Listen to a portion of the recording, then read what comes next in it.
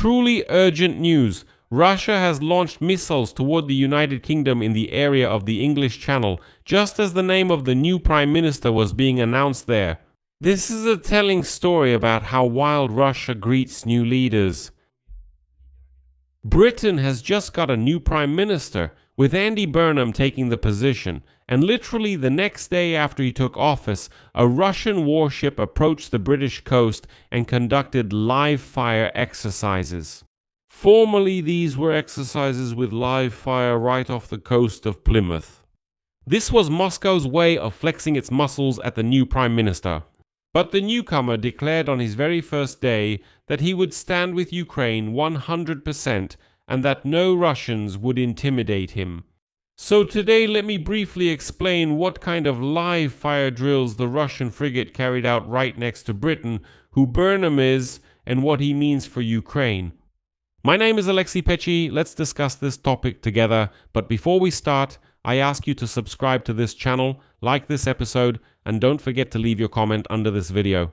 Maybe not right now, maybe later, but please don't forget to do it. So let's go through everything step by step. On Monday, July 20th, a Russian ship approached the shores of Britain and just started blatantly firing missiles. The Russian frigate Neustrashimy conducted artillery exercises with live fire in international waters about 40 nautical miles away. That's about 70 kilometers south of Plymouth. It's a port city in the southwest of England. The exercises lasted about half an hour. What was that all about? The Russians never explained. They just stopped and started firing missiles, announcing that it was an exercise. The British were closely monitoring the ship. All this time, a Royal Navy patrol ship was tracking the Russian frigate, and from the air, a French military plane was watching it. So, both the British and their French allies immediately responded to a single Russian vessel. According to available information, the frigate Neustrashimy notified the British patrol ship of its intentions just a couple of hours before the firing exercises and asked it to move to a safe distance, although usually such exercises are announced several days or even weeks in advance.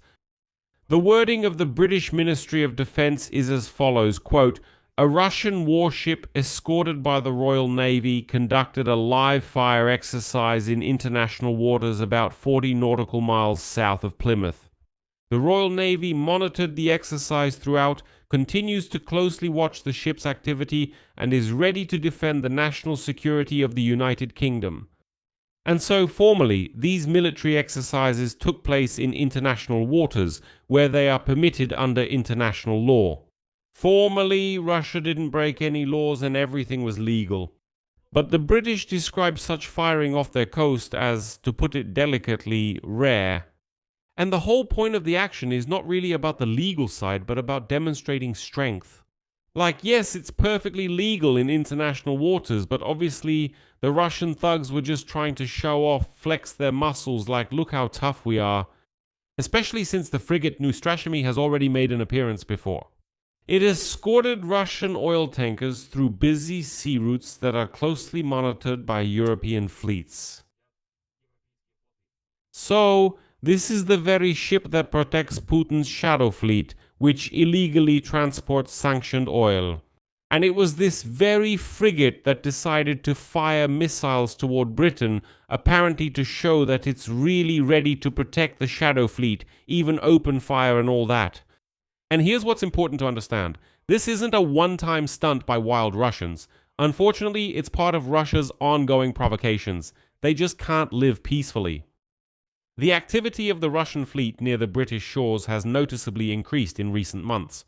Last month, Britain intercepted a tanker from Russia's shadow fleet in the English Channel for the first time. And at the same time, a Russian warship fired warning shots right next to an ordinary yacht in the English Channel. Former British Prime Minister Keir Starmer called this, quote, "a deeply troubling incident." As he stated, this should not have happened. It's reckless, and the couple on the yacht were surely terrified. Just imagine, these idiots, the Russians, they just fired a warning shot when there was an ordinary yacht nearby. Just a yacht with an ordinary couple on board. These idiots just started firing rockets, supposedly as a warning not to touch that Shadow Fleet tanker. That vessel, which is illegally drifting in international waters. Well, the British Ministry of Defence then clarified that the shots were not aimed at the British vessel, but were an attempt to prevent a possible collision. They were basically trying to scare them away. And now put all of this together. The Shadow Fleet tanker intercepted the day before. Warning shots fired right next to the yacht, where those Brits were probably scared to death. And now, full-on threats. A live fire exercise near Plymouth. Exactly on the day power changed hands in Britain. That is, Russia is methodically probing Britain from the sea and has clearly decided to test the new Prime Minister's resolve from day one.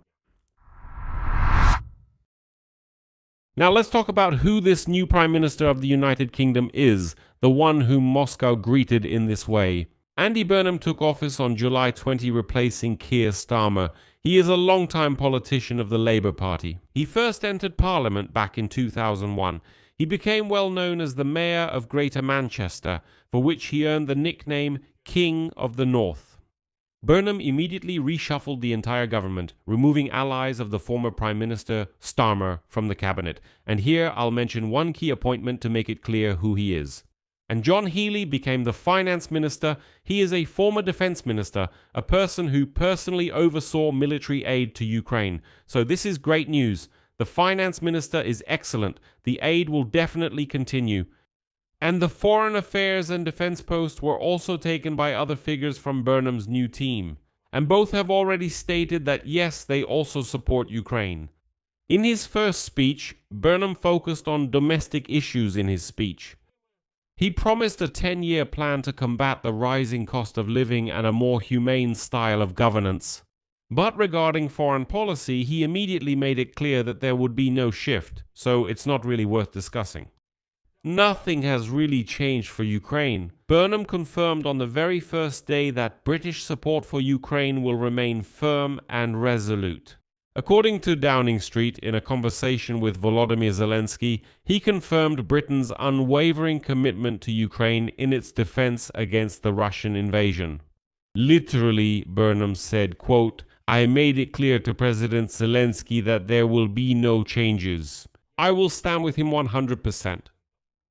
And even before taking office, Burnham made his priorities perfectly clear in an interview with the Times newspaper. Quote, "My priority will be to protect Britain by increasing defense spending. Our commitment to NATO and the British nuclear deterrent remains absolute. Our relationship with the United States of America will remain critically important, and Britain's support for Ukraine will not waver." And it's worth remembering here that Britain has been one of Ukraine's most reliable allies throughout the entire war. It was London that provided the Storm Shadow cruise missiles and immediately allowed them to be used against the Russians. And London trained our military, and the former Prime Minister Starmer made commitments for military aid and brought the United Kingdom into the European Credit Support Programme.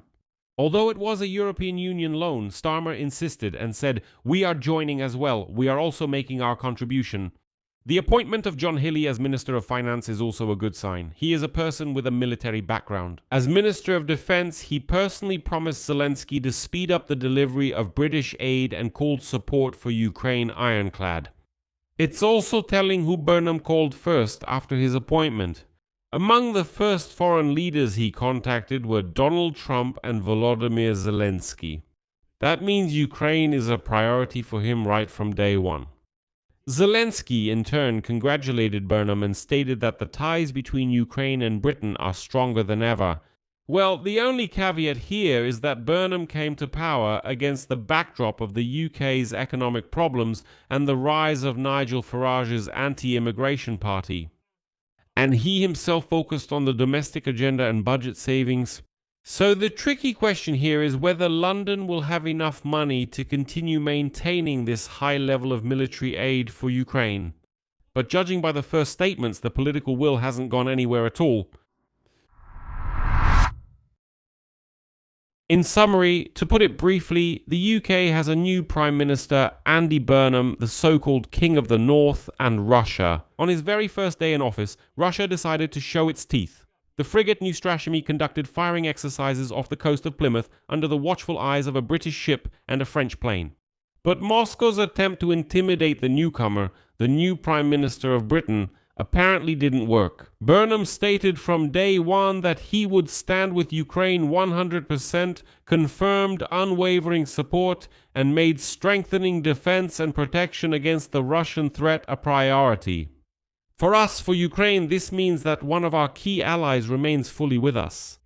The change of power in London has not changed the course of support for Ukraine at all. So Russia's muscle flexing off the British coast made no impression. Quite the opposite. It was another reminder to London of who the real enemy is and that they really need to invest more money in defense against these Russian savages. I'll leave it at that. Share your opinions and conclusions in the comments below this episode, subscribe to the channel, hit the bell, and don't forget to like.